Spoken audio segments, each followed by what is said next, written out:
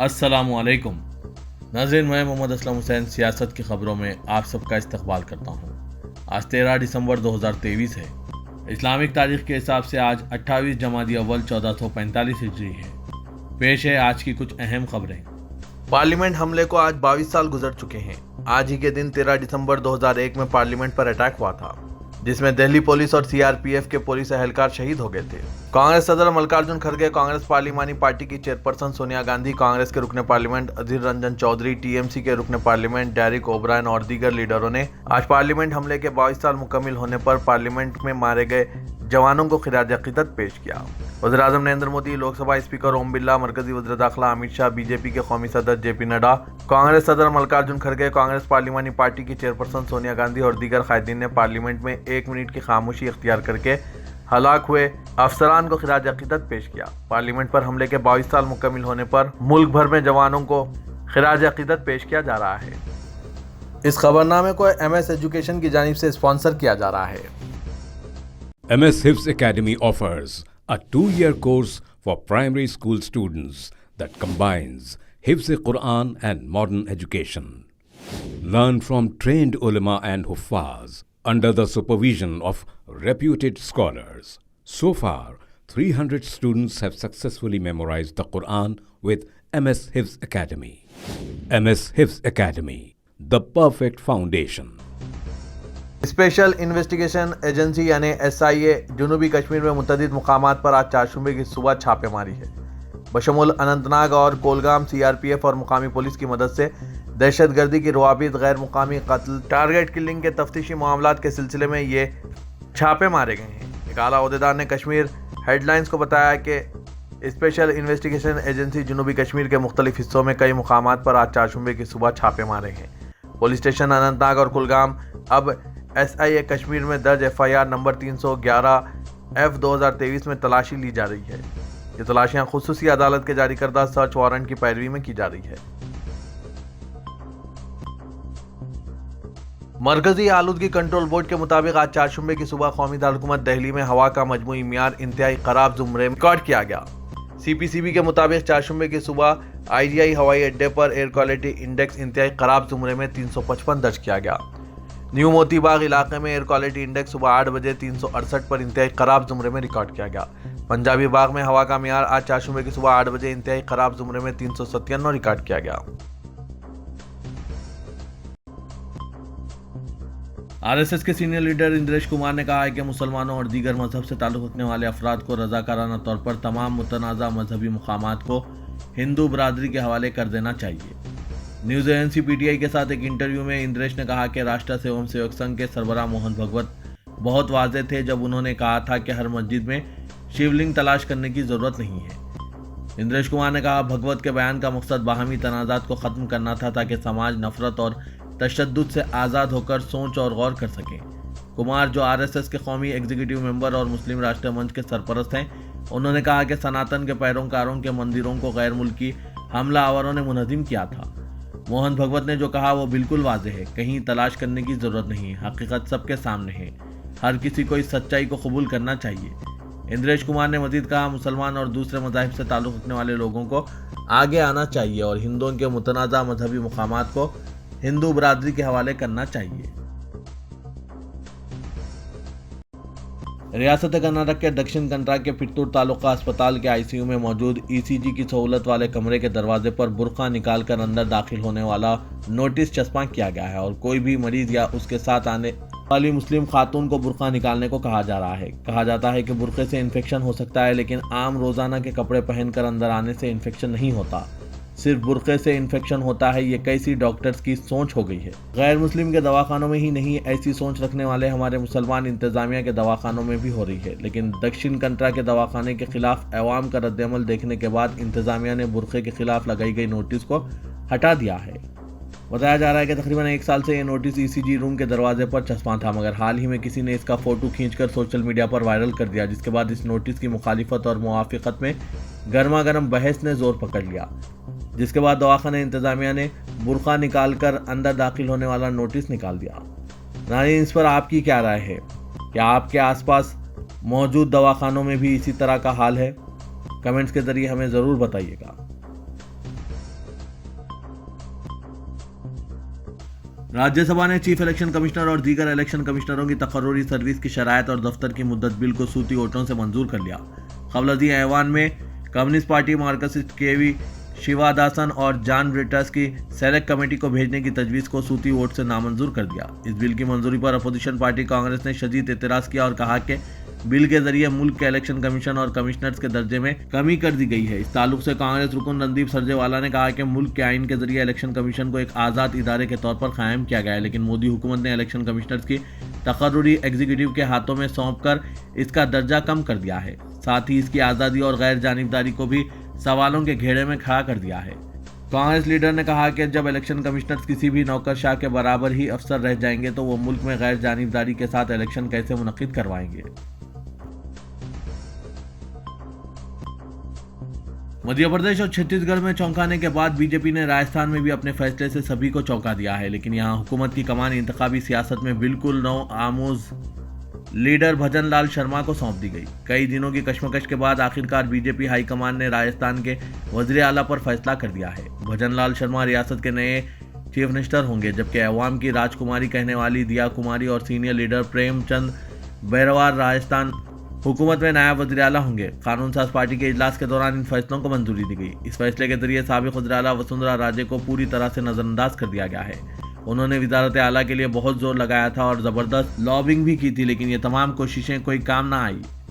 भरतपुर के रहने वाले भजन लाल शर्मा काफ़ी अरसे से RSS और पार्टी की तंजीम में काम कर रहे हैं। बीजेपी ने जयपुर के सांगानेर सीट से इलेक्शन लड़वाया और वो पहली बार ही वज़ीर आला की कुर्सी तक पहुंच गए।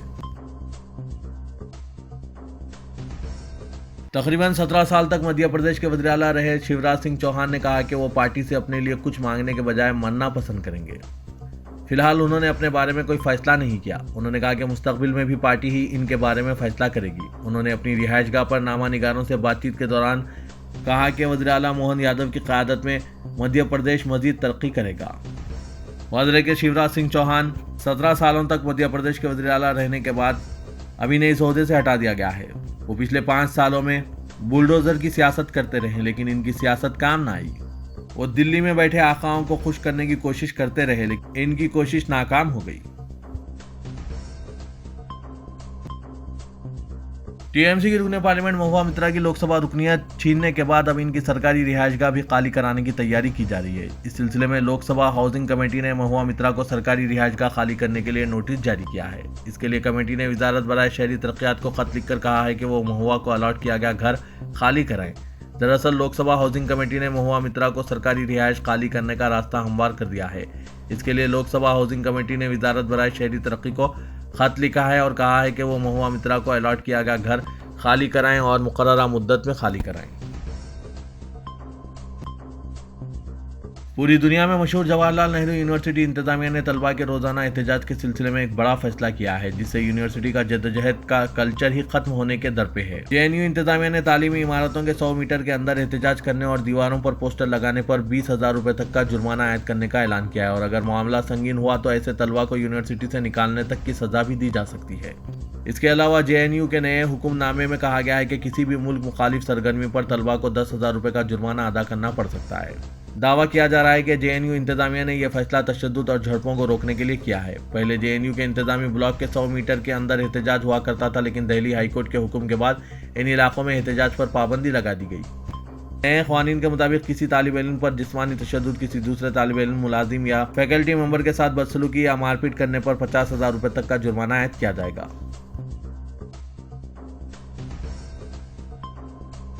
महाराष्ट्र असेंबली के नागपुर शहर में जारी सरमा इजलास के दौरान महाराष्ट्र के नायब वज़ीर आला अजीत पवार से ऑल इंडिया उलमा बोर्ड के जिम्मेदारान ने मुलाकात की, जिसमें महाराष्ट्र में तालीमी सतह पर मुसलमानों को 5% रिजर्वेशन देने के मुतालबे पर ऑल इंडिया उलमा बोर्ड के नुमाइंदे वफ्द को अजीत पवार ने यकीन दिलाया कि रियासत के मुसलमानों को तालीमी मैदान में 5% रिजर्वेशन की फराहमी की बात बजाते खुद उन्होंने वज़ीर आला एकनाथ शिंदे और नायब वज़ीर आला देवेंद्र फडणवीस से काबीने मीटिंग में तफसीली गुफ्तगू की है और हुकूमत इस मद में ठोस इक़दाम करेगी। उर्दू स्कूलों में अरबी ज़बान को लाजमी मजमून करार देने के मामले में उन्होंने बोर्ड के वफ्द को बताया कि चूँकि ऐसा मुतालबा पहली बार किया गया है, जबकि मुल्क में ज़रिया तालीम के लिए सरकारी तौर पर जो 14 ज़बानें मंजूरशुदा हैं, इसमें ज़बान अरबी का शुमार नहीं। उन्होंने इस मौके पर महकमा तालीम से भी बातचीत की और बताया कि वो इस ज़िम्मन में वज़ीर तालीम से भी बातचीत करेंगे और कोई नई पॉलिसी मरतब करने के हवाले से इक़दाम किया जाएगा। जनता दल यूनाइटेड के रामनाथ ठाकुर ने राज्यसभा में मुतालबा किया कि हाल ही में खत्म हुए असेंबली इंतखाबात के दौरान छत्तीसगढ़ में भारतीय जनता पार्टी की तरफ से किए गए इंतखाबी वादे के मुताबिक पूरे मुल्क में 500 रुपये में गैस सिलेंडर फराहम किए जाएं। ऐवान में वक्फे सिफर के दौरान ये मुतालबा करते हुए रामनाथ ठाकुर ने कहा कि छत्तीसगढ़ में बीजेपी के वादे के मुताबिक पूरे मुल्क में एलपीजी सिलेंडर की एक कीमत होनी चाहिए। उन्होंने दावा किया कि हुकूमत 600 से 700 रुपये फी सिलेंडर का मुनाफा कमा रही है और प्रधानमंत्री उज्ज्वला योजना के इस्तेफादा कुनंदगान को भी 600 रुपये से ज़्यादा का एलपीजी सिलेंडर मिल रहा है। मुल्क के 4 मेट्रो शहरों में आम लोगों और उज्ज्वला स्कीम से इस्तेफादा करने वालों के लिए एलपीजी सिलेंडर की कीमतों के अदम तवाज़ुन की मिसाल देते हुए उन्होंने कहा कि हर जगह उज्ज्वला स्कीम के इस्तेफादा कुनंदगान को भी 600 रुपये में सिलेंडर नहीं मिल रहा है। इसके पेश नज़र उन्होंने हुकूमत से मुतालबा किया कि इसकी कीमत में यकसानियत लाई जाए और इसे 500 रुपये फी सिलेंडर तक किया जाए। तेलंगाना के वज़ीर-ए-आला रेवंत रेड्डी ने सेक्रेटरीट में मुख्तलिफ महकमा जात के अहदेदारों के अलावा मजलिसी अरकान असम्बली के हमरा जायजा इजलास मुनक्किद करके तरक्याती उमूर के मुतालिक आगही हासिल की। रेवंत रेड्डी ने वज़ीर-ए-आला के ओहदे का जायजा लेने के बाद सेक्रेटरीट में मसरूफ तरीन दिन गुजार रहे हैं और महकमा बल्दी नज़्म-ओ-नस्क, महकमा तालीम के अलावा पुराने शहर के मसाइल और तरक्याती कामों के सिलसिले में आज तैयार किए गए मनसूबे के मुतालिक मालूमात हासिल की। पुराने शहर के तरक्याती उमूर और मसाइल के हल के सिलसिले में मजलिसी अरकान असम्बली और ओहदेदारों के हमरा मुनक्किदा इजलास में वज़ीर-ए-आला ने मूसा नदी को खूबसूरत बनाने के प्रोजेक्ट के अलावा दीगर प्रोजेक्ट्स की मालूमात हासिल की और तबादला ख्याल किया।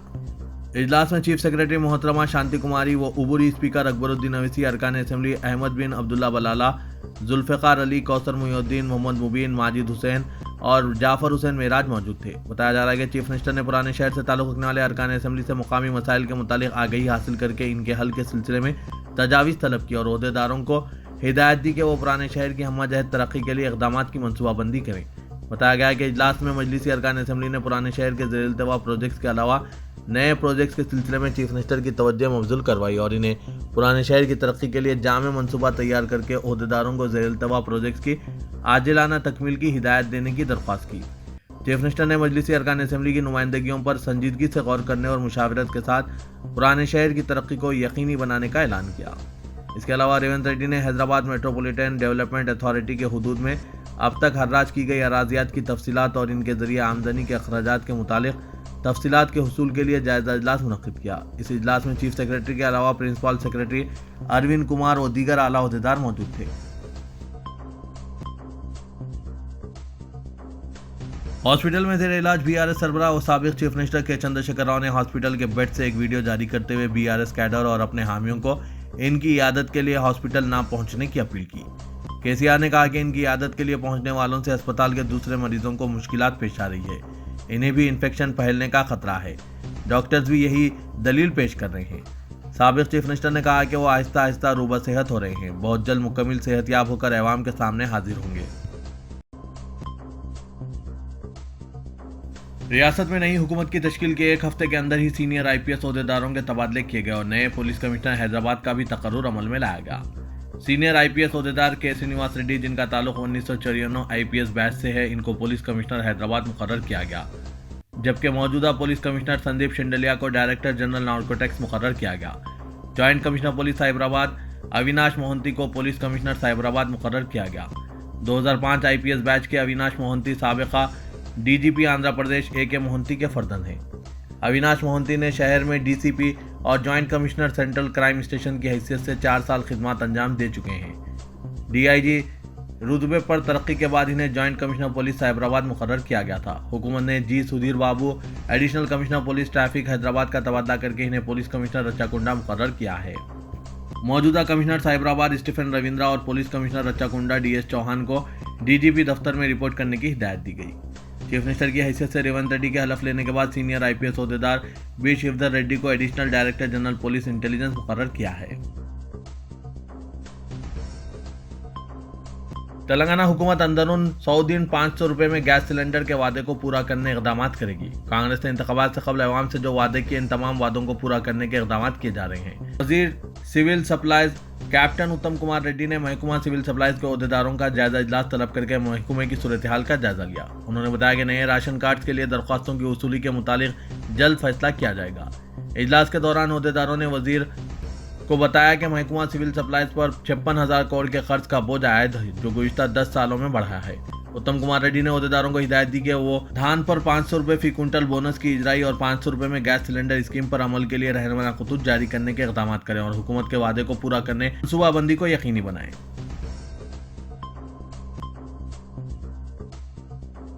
तेलंगाना कांग्रेस के कायदीन ने director general police Ravi Gupta से नुमाइंदगी करते हुए बीजेपी और बीआरएस के अरकान असेंबली के खिलाफ कांग्रेस हुकूमत को गिराने की साजिश का इल्जाम आयद करते हुए शिकायत की। तेलंगाना प्रदेश कांग्रेस कमेटी के जनरल सेक्रेटरी कैलाश नीता सी वेंकटेश और मधुसूदन ने डीजीपी से मुलाकात करते हुए एक तहरीरी याददाश्त पेश की, जिसमें इन कायदीन ने कहा कि बीआरएस के 2 अरकान असेंबली कडियम श्रीहरि और पी राजेश्वर रेड्डी के अलावा बीजेपी के रुकन असेंबली मलून राजा सिंह ने 6 माह के अंदर कांग्रेस हुकूमत के घिर जाने और दूसरी हुकूमत कायम करने से मुतालिक मुतनाज़ा बयान दिया।